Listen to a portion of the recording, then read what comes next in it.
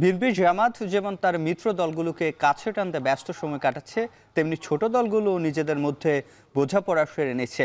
বিশেষ করে সংসদীয় আসনগুলোতে সম্মিলিত একক প্রার্থী দেয়া নিয়েও ভাবছে ইসলামী দলগুলো। যদিও কে কোন জোটে যাবে সেটি এখনো নিশ্চিত নয়। মৌলিক সংস্কার, জোট ও নির্বাচন, আজ ভোটের ট্রেনে এ নিয়ে আলোচনা।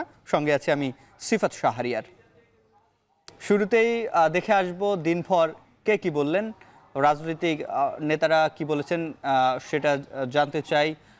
শুরুতে যেটি দেখছি, এনসিপির আহ্বায়ক নাহিদ ইসলাম তিনি যেটি বলছেন, নির্বাচন কমিশন সংস্কার ছাড়াই নির্বাচনের পথে হাঁটছে।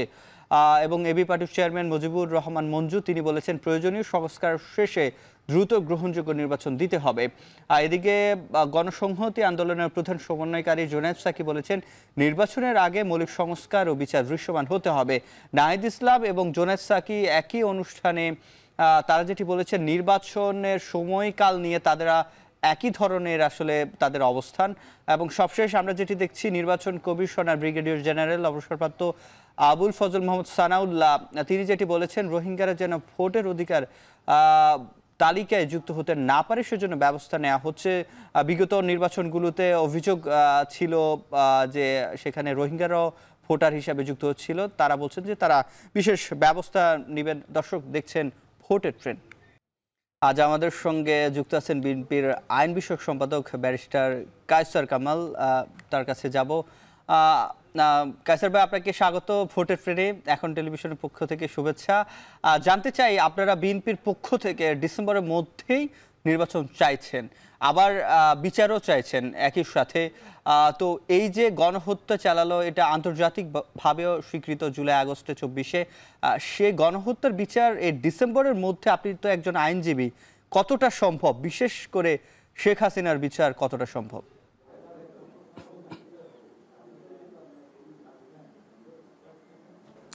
ধন্যবাদ আমাকে কানেক্ট করার জন্য। আমি সেই সাথে যারা এখন টিভির দর্শক আছেন প্রত্যেকের প্রতি সালাম রইল, শুভেচ্ছা রইল। দেখুন, নির্বাচন এবং বিচার দুইটা কিন্তু পাশাপাশি চলতে পারে এবং দুইটা সেপারেট বিষয়।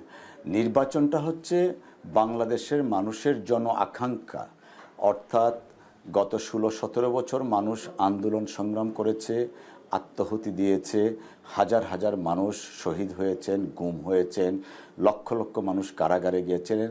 সবার কিন্তু একটাই দাবি ছিল জাতীয় সংসদ নির্বাচন। এবং এই সংসদ নির্বাচন যতক্ষণ না পর্যন্ত না হবে ততক্ষণ পর্যন্ত বাংলাদেশে গণতন্ত্র পুনঃপ্রতিষ্ঠিত হবে না।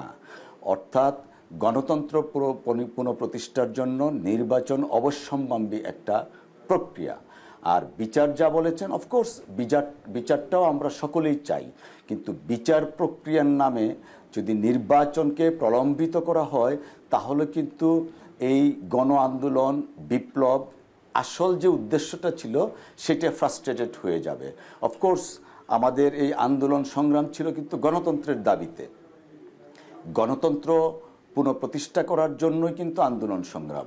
আর নির্বাচন এবং বিচার প্রক্রিয়াটা আমরা দ্রুততম সময়ের মধ্যে বিচার প্রক্রিয়াটা সম্পন্ন করার জন্য বারবার দাবি জানিয়ে আসছি। কারণ ফ্যাসিস্ট রেজিমের যারা নেতৃত্বে ছিলেন, পলাতক শেখ হাসিনা সহ তার সাথে যারা জড়িত ছিলেন এই গণহত্যার জন্য, তাদের ব্যাপারে কার্যকর বিচার ব্যবস্থা চালু করতে হবে। এবং ইউনাইটেড নেশনস থেকে যে রিপোর্টটা বের হয়ে আসছিল সেখানে সুস্পষ্টভাবে দেয়া আছে। পাশাপাশি মামলা হয়েছে, ইনভেস্টিগেশন চলছে। আমার কাছে মনে হয় বিচার প্রক্রিয়া, চিফ প্রসিকিউটর সাহেব যে কয়েকদিন আগেই বললেন ইতিমধ্যে অনেকের বিরুদ্ধে রেড নোটিশ ইস্যু করা হয়েছে। আমরা প্রত্যাশা করছি বিচার প্রক্রিয়া চলবে, পাশাপাশি নির্বাচনের সার্বিক ব্যবস্থাপনাও অব্যাহত থাকবে।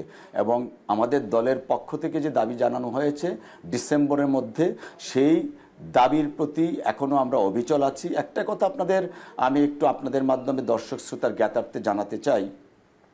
5ই অগাস্টের পরে যখন এই সরকার সমস্ত রাজনৈতিক দলের মতামতের প্রেক্ষিতে দায়িত্বভার গ্রহণ করেছিলেন, তখন বিএনপির ভারপ্রাপ্ত চেয়ারম্যান জনাব তারেক রহমান সাহেব দলের পক্ষ থেকে বলেছিলেন যৌক্তিক সময়ের মধ্যে নির্বাচন।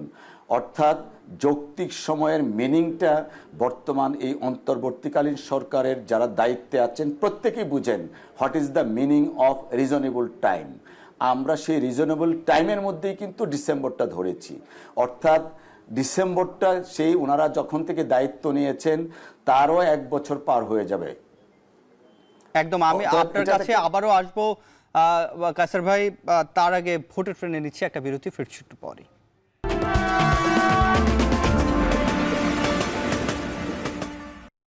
বিরতির পর স্বাগত, দেখছেন ভোটের ট্রেন।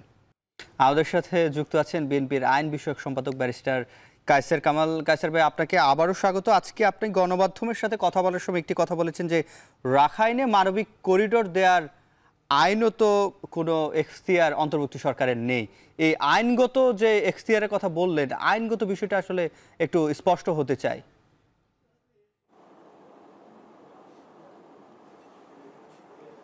ধন্যবাদ। আসলে দেখুন, এই বর্তমান যে অন্তর্বর্তীকালীন সরকার দেশ চালাচ্ছেন, প্রত্যেকটা সরকার ব্যবস্থার মধ্যে একটা অ্যাকাউন্টেবিলিটি থাকে।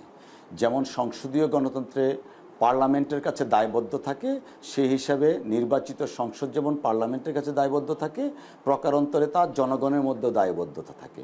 তো রাষ্ট্রের যে কোনো পলিসি নির্ধারণ যেটার মধ্যে রাষ্ট্রীয় নিরাপত্তা ইনভলভ, সেইটার যখন আপনি বিবেচনা করবেন সেই জায়গায় দায়বদ্ধতার প্রশ্নে একটা থেকেই যায়।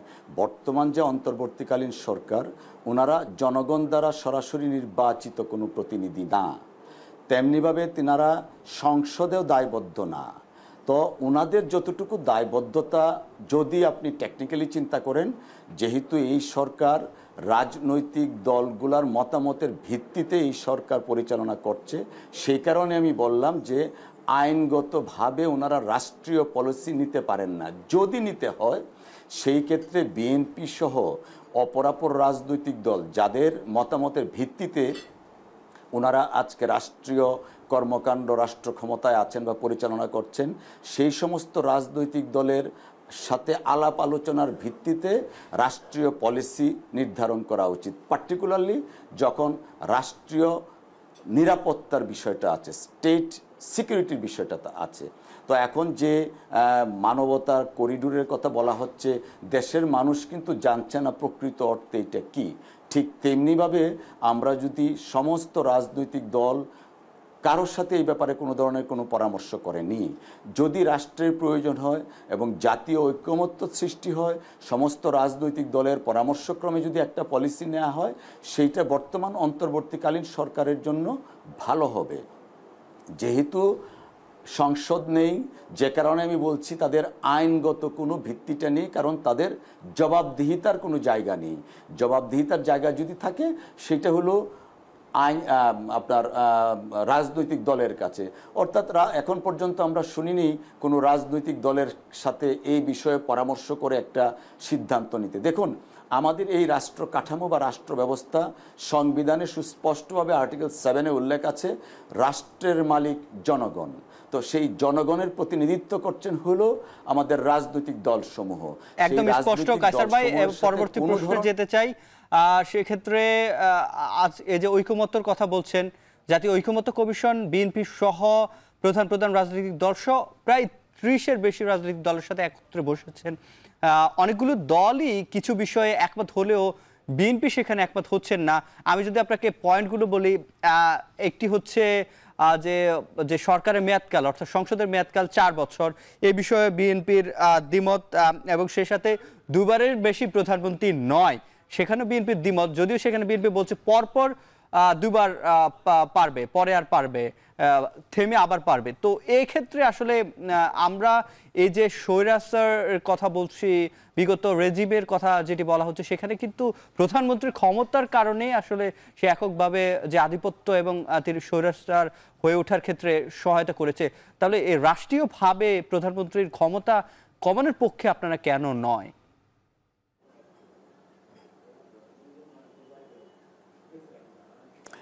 আসলে এটা একটা মিস ইন্টারপ্রিট করা হচ্ছে বিএনপির ব্যাপারে। বিষয়টা হচ্ছে, দেখুন, এই যে আজকে সংস্কারের কথা বলছেন, পরপর 2বার প্রধানমন্ত্রীর কথা বলছেন, এই যে সংস্কার, এই সংস্কার ভাবনাটা কার মধ্যে এসছে বাংলাদেশে সর্বপ্রথম? সংস্কারের ভাবনাটা কিন্তু বিএনপির মধ্যেই আসছে। এবং দুইবারের বেশি প্রধানমন্ত্রী, দুইবার পরপর দুইবারের বেশি প্রধানমন্ত্রী থাকতে পারবেন না, এটা সর্বপ্রথম কে বলেছিলেন? 2023 সনের 11 জুলাই বিএনপির ভারপ্রাপ্ত চেয়ারম্যান জনাব তারেক রহমান সাহেব সর্বপ্রথম আমাদের রাষ্ট্র কাঠামোর যে 31 দফা আছে সেই দফাতে উল্লেখ করা হয়েছে। তখন কিন্তু বাংলাদেশের সংস্কার নামক শব্দটা কেউ উচ্চারণ পর্যন্ত করেনি। বিএনপি সর্বদাই সংস্কারের পক্ষে, বিএনপির জন্মই হয়েছে সংস্কারের মাধ্যমে। আমরা যদি একটু ব্যাকগ্রাউন্ডটা বলি, ধরেন স্বাধীনতার পরে ফ্যাসিস্ট আওয়ামী লীগ যখন ক্ষমতায় ছিল তখন একদলীয় শাসন ব্যবস্থা কায়েম ছিল। শহীদ রাষ্ট্রপতি জিয়াউর রহমান স্যার এই বিএনপির জন্ম দিয়ে কিন্তু বাংলাদেশে বহুদলীয় গণতন্ত্র প্রবর্তন করেছেন। এইটা কি সংস্কার না? পরবর্তীতে আপনি মিডিয়ার কথা যদি বলেন, 4টা সংবাদপত্র ছিল, উনি মিডিয়াকে অবারিত করেছিলেন, অর্থাৎ মিডিয়ার স্বাধীনতা দিয়েছিলেন, সেটাও তো একটা সংস্কার। বিচার বিভাগের কথা যদি বলেন, স্বাধীনতার পরে সংসদের কাছে ছিল বিচার ইমপিচমেন্টের ক্ষমতা। শহীদ রাষ্ট্রপতি Ziaur Rahman sir 96 article install করে তিনি সেটা সুপ্রিম জুডিশিয়াল কাউন্সিল করেছিলেন। আপনার কাছে একেবারে সবশেষ প্রশ্ন জানতে চাই, আমাদের সময় একেবারে শেষ পর্যায়ে। সেক্ষেত্রে আপনি আজকে বলেছেন যে বিএনপি চেয়ারপারসন খালেদা জিয়া খুব শিগগিরই দেশে ফিরবেন। সেই শিগগিরিটা কি 15 দিনের মধ্যে না 1 সপ্তাহের মধ্যে, জানতে চাই।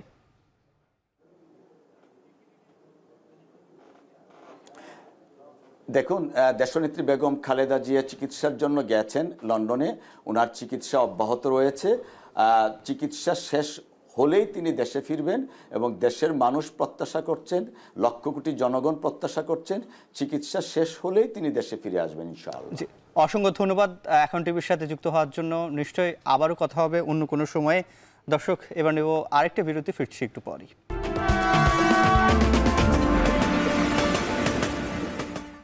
স্বাগত আরও একবার, দেখছেন ভোটের ট্রেন। এবার সংসদীয় আসন পরিক্রমা। আজ জানবো ময়মনসিংহ 6 আসন সম্পর্কে। ময়মনসিংহ 6 আসন, যেটি সংসদীয় আসন 151, সীমানা ফুলবাড়িয়া উপজেলা। মোট ভোটার রয়েছে 3,85,985 জন। পুরুষ ভোটার রয়েছে এখানে 1,94,442 জন। নারী ভোটার রয়েছে 1,91,541 জন এবং তৃতীয় লিঙ্গের 2 জন ভোটার রয়েছে এই ময়মনসিংহ 6 আসনে। শেষ করছি ভোটের ট্রেনের আজকের পর্ব। কাল আবারও দেখা হবে নতুন পর্বে, নতুন কোনো বিষয়ে। সে পর্যন্ত শুভকামনা।